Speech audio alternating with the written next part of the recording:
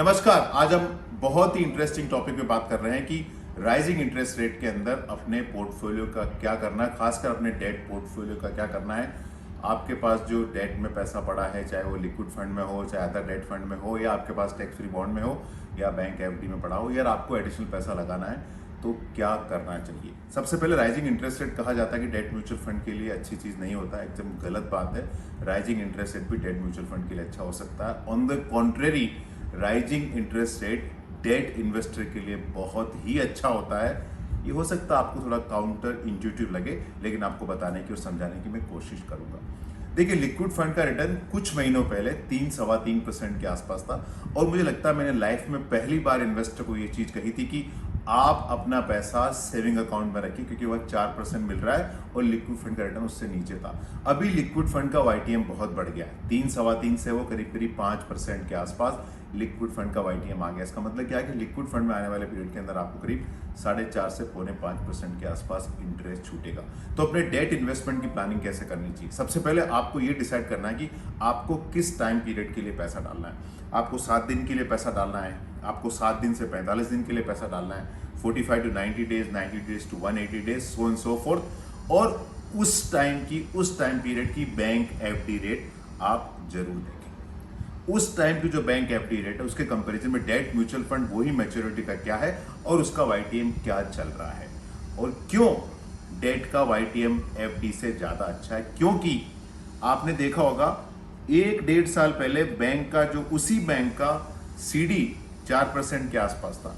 आज उस बैंक का सीडी 6.5% के आसपास हो गया, लेकिन बैंक का एफडी का रेट वो का वही रहा। इसका मतलब क्या है कि जो मार्केट रिटर्न इंस्ट्रूमेंट है उनका यील्ड बहुत जल्दी मूव हो गया। फॉर इंस्टेंट, दिसंबर 2020 के अंदर 10 ईयर जी-सेक का यील्ड और एफडी का यील्ड करीब करीब बराबर था। एफडी का इंटरेस्ट रेट 540 के आसपास था, 10 ईयर जी-सेक का यील्ड 538 के आसपास था।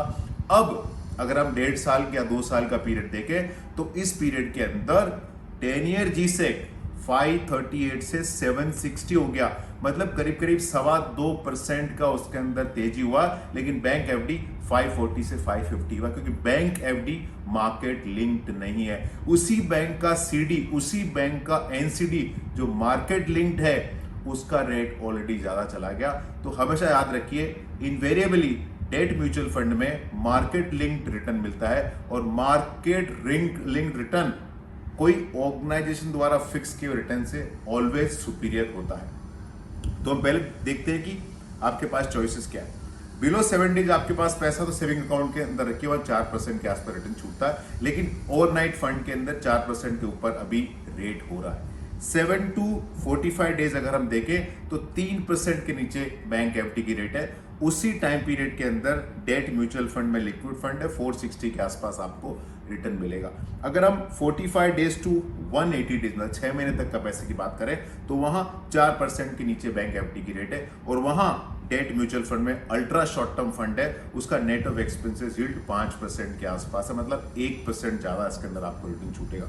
अगर हम 180 डेज टू 365 डेज का पीरियड देखें तो वहां मनी मार्केट और फ्लोटिंग रेट फंड है, वहां नेट ऑफ एक्सपेंसेस वाईटीएम 5.5% के आसपास है। उसके कंपैरिजन में बैंक एफडी का रेट 4.4% है, मतलब 1% ज्यादा आपको पैसा बन रहा है।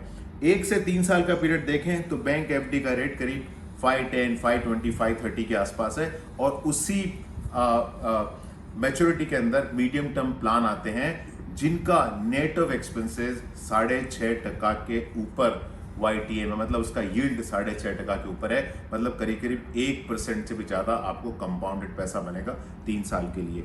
अगर हम 3 से 5 साल का देखें तो अगेन बैंक एफडी 5.5% के आसपास है, और टारगेट मैच्योरिटीज फंड या भारत बॉन्ड है जिनके अंदर स्टेट गवर्नमेंट की सिक्योरिटीज है, पीएसयूज की सिक्योरिटीज है, वो आपको 730 to 750 के आसपास वाईटीएम दे रहा है।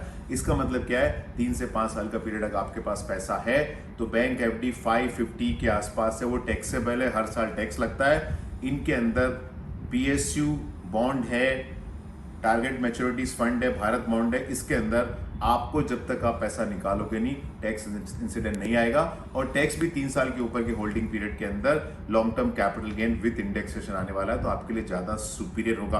और अगर लॉन्ग पीरियड के लिए आपको पैसा रखना है, 5 साल के ऊपर का पैसा रखना है, तो आपके पास भारत बॉन्ड अवेलेबल है, आपके पास 10 ईयर जीसेक फंड अवेलेबल है, जहां YTM 7% के ऊपर है, 760 770 के आसपास है।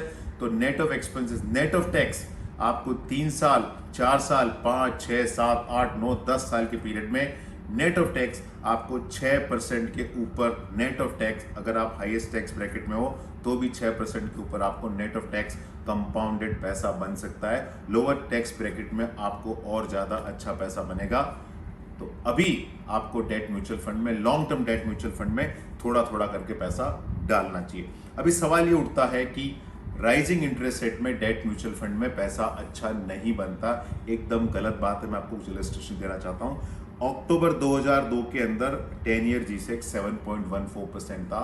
उस पीरियड के अंदर बैंक एफडी 8% थी। उसके बाद 1 साल बाद 10 ईयर जीसेक में 22% का रिटर्न आया, 5 साल बाद 8.5% कंपाउंडेड आया, 6.5% कंपाउंडेड आया, और 10 साल करीब 8.20 कंपाउंडेड आया।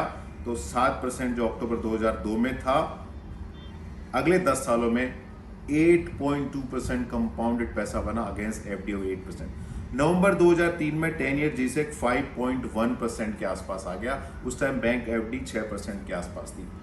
बैंक एफडी का रेट उससे ज्यादा था। आने वाले 1 साल में डेट म्यूचुअल फंड में रिटर्न नेगेटिव आया, लेकिन 10 साल के पीरियड में बैंक एफडी 6% थी, डेट म्यूचुअल फंड में 6.4% रिटर्न छूटा।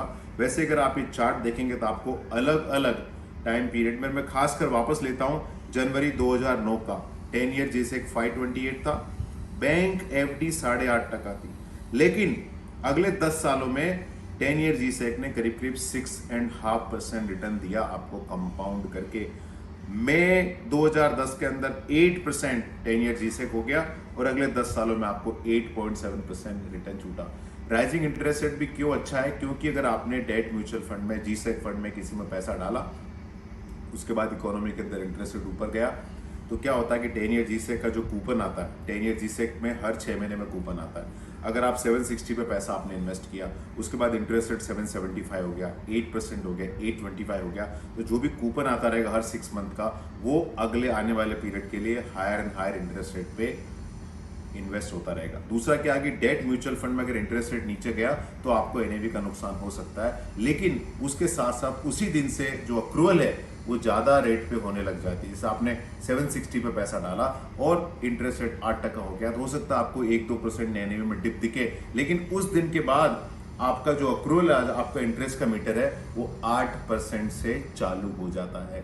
तो मेरा इन्वेस्टर को सुझाव है कि इस मार्केट कंडीशन में धीरे धीरे डेट म्यूचुअल फंड में, पर्टिकुलरली भारत बॉन्ड या लॉन्ग टर्म गिल्ड फंड में, धीरे धीरे कॉर्पोरेट बॉन्ड में, पीएसयू बॉन्ड में धीरे धीरे अपना अलोकेशन करना चालू करते हैं। हो सकता है 3-6 महीने की वॉलेटिलिटी रहे, लेकिन जब भी पोर्टफोलियो में नेगेटिव रिटर्न दिखे और पैसा डालते रहे। 3-4 चीजें और ध्यान रखने लायक अपने को। पहला बात, holding period return date mutual fund का ज्यादा अच्छा होता है। जब हम होल्डिंग पीरियड रिटर्न की बात करते हैं तो ऐसा है कि हम 3 साल की एफडी करते हैं, लेकिन हमेशा पैसा 3 साल के लिए नहीं रखते। हो सकता है पैसा अपने को 3 साल, 3 महीने, 3 साल, 6 महीने, 3 साल, 9 महीने रखना पड़े। तो एफडी का चैलेंज है कि 3 साल बाद आप क्या करेंगे। डेट म्यूचुअल फंड के अंदर 3 साल बाद भी पैसा आपका डेट म्यूचुअल फंड में रह सकता है। दूसरा है कैपिटल लॉस हार्वेस्टिंग।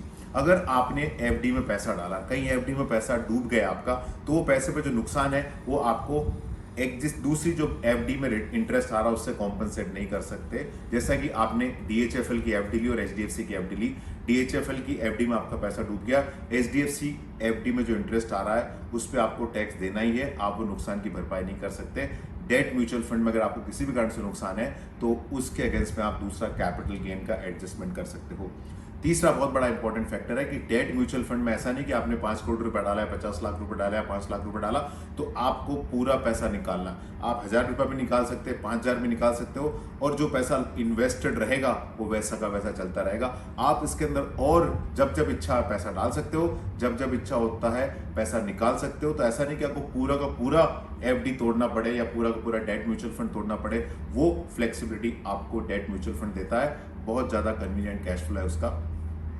बहुत बड़ा इंपॉर्टेंट चीज आपको ध्यान रखने लायक कि पिछले 5, 10, 15, 20, 23, 24 सालों तक का डेट म्यूचुअल फंड का इंडिया में रिकॉर्ड है, पर्टिकुलरली गिल्ड फंड का, कि उन्होंने बहुत अच्छा रिटर्न दिया है। 20 साल के ऊपर करीब करीब 8% कंपाउंडेड रिटर्न छूटा है, 10 साल के ऊपर 8% कंपाउंडेड रिटर्न छूटा है। तो मेरा रिक्वेस्ट है इन्वेस्टर से कि इस मौके का जरूर फायदा उठाएं, धीरे धीरे डेट के अंदर एलोकेशन बढ़ाएं और कंटिन्यूस बेसिस के ऊपर आप एसआईपी करते रहें, क्योंकि मार्केट लिंक्ड जो प्रोडक्ट होते हैं उनमें हमेशा ज्यादा रिटर्न छूटता है।